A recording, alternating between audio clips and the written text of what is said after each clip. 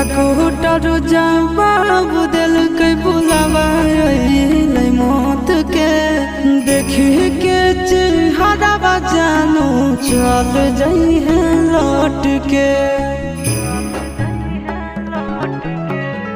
डकूटर जवाब दिल के बुलावा मौत के देखी के चेहरा जानू चल जाई है लौट के।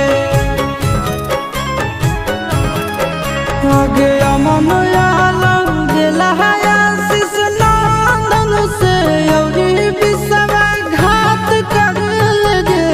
आगे सोना यारा हो भरा ही पटनावा में आके मुलाकात कर लेगे। आगे सोना यारा हो भरा ही पटना